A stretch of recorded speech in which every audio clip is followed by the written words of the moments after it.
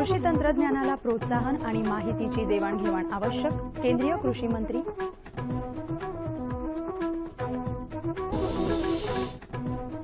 जलयुक्त शिवार योजनेतून जलसंवर्धनाच्या कामांना गती.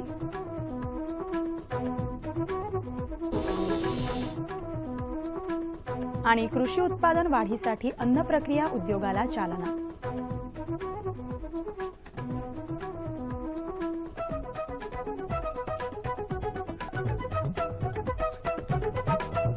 नमस्कार.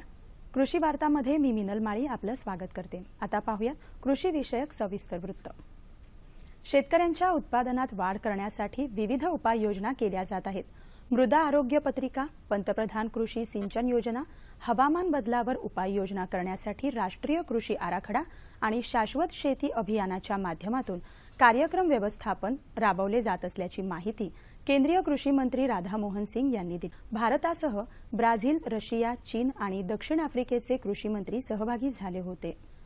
शाश्वत शेतीच्या विकासासाठी आदर्श मॉडेल तयार करण्यासाठी एक कृती विचार गट तयार व्हावा यावर ब्रिक्स कृषी मंत्र्यांच्या परिषदेत एकमत झालं. कृषी तंत्रज्ञानाला प्रोत्साहन देणं आणि माहितीची देवाणघेवाण वाढवण्यावर भर देण्याचंही या परिषदेत ठरवण्यात आलं. स्वच्छ हवा आणि स्वच्छ पाणी हा प्रत्येक नागरिकाचा अधिकार असून जलयुक्त शिवार योजनेच्या यशस्वी अंमलबजावणीतून जलसंवर्धनाची अनेक कामं झाली आहेत. त्याचे चांगले परिणाम दिसत आहेत, अशा शब्दात राज्याचे वित्त, नियोजन आणि वनमंत्री सुधीर मुनगंटीवार यांनी समाधान व्यक्त केलं.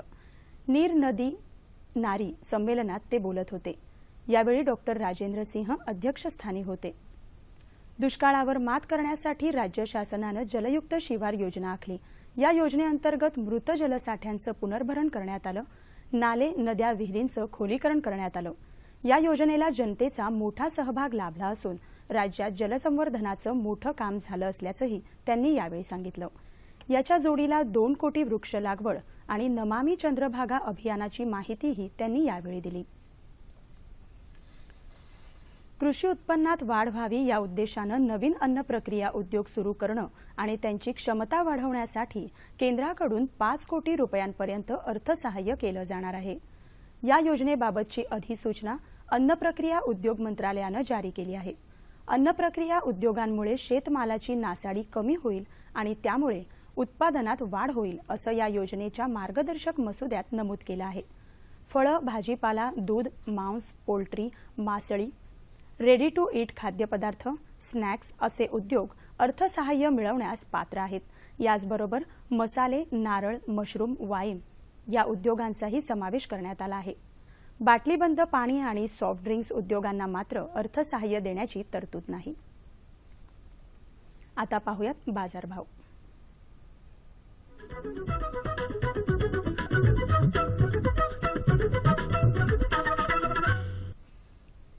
जाणून घेऊया नागपूर कृषी उत्पन्न बाजार समितीकडून प्राप्त झालेले शेतमालाचे बाजारभाव. हे भाव शेतीमालाच्या उत्पादकांसाठी आहेत. निराळा उल्लेख नसल्यास हे भाव प्रति क्विंटल आहेत.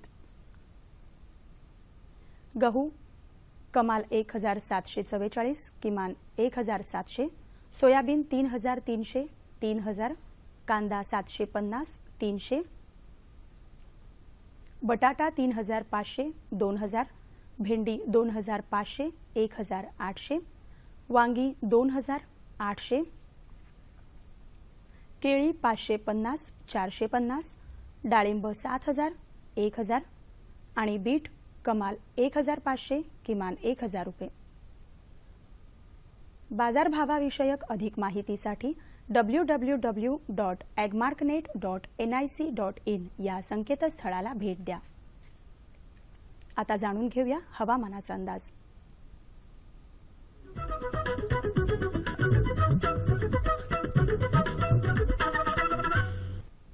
नमस्कार. राज्याच्या हवामानात आढावा. गेल्या 24 तासात राज्याच्या 4ही विभागात काही ठिकाणी मुसळधार तर कोकण व विदर्भात तुरळक ठिकाणी जोरदार पाऊस पडला. कोकण, मराठवाडा व विदर्भात बहुतेक ठिकाणी व मध्य महाराष्ट्रात अनेक ठिकाणी पाऊस पडला. पावसाचा अंदाज. पुढील 5 दिवसात कोकणात अनेक ठिकाणी तर मध्य महाराष्ट्रात काही ठिकाणी तसेच दिनांक 26 ते 28 सप्टेंबरपर्यंत मराठवाडा व विदर्भात काही ठिकाणी व त्यानंतर 2 दिवसात अनेक ठिकाणी पाऊस पडण्याची शक्यता आहे. जोरदार पावसाचा इशारा. दिनांक 26 ते 28 सप्टेंबर रोजी विदर्भात तुरळक ठिकाणी जोरदार व दिनांक 27 सप्टेंबर रोजी जोरदार ते अतिजोरदार पाऊस पडण्याची शक्यता आहे.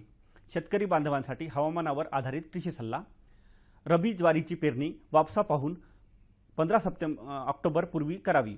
पेरणीसाठी बियाण्यास बीज प्रक्रिया करावी. बागायत करडईची पेरणी ऑक्टोबर अखेरपर्यंत करावी. सध्याच्या पावसाची हवामानामुळे सोयाबीन पिकात उशिरा पेरलेल्या व उशिरा पक्व होणाऱ्या वाणावर तांबेरा रोग येण्याची शक्यता आहे. पावसाची उघडीप पाहून प्रोपिकोनॉझॉल हे 1 मिलीलीटर प्रति लिटर पाण्यात मिसळून आलटून पालटून फवारणी करावी. फवारणी करताना स्टिकरचा वापर करावा. विभागवार कृषी सल्ला. प्रथम कोकण. कोकणात भात हे पीक पोटरी ते फुलोरा अवस्थेत असून शेतात पाण्याची पातळी 5 ते 10 सेंटीमीटर ठेवावी. चालू पाऊस संपल्यानंतर जनावरांच्या चाऱ्यासाठी नेपियर ग्रासची लागवड करावी. मध्य महाराष्ट्र विभागासाठी रबी ज्वारीची पेरणी ही 15 सप्टेंबर ते 15 ऑक्टोबर या कालावधीत करावी. करडईची पेरणी करावी. पेरणीसाठी बियाणे हेक्टरी 10 ते 12 किलोग्रॅम प्रति याप्रमाणे वापरावे. भात कचरामध्ये पीक अवस्थेनुसार पाण्याची पातळी 5 ते 10 सेंटीमीटरपर्यंत राहील याची दक्षता घ्यावी.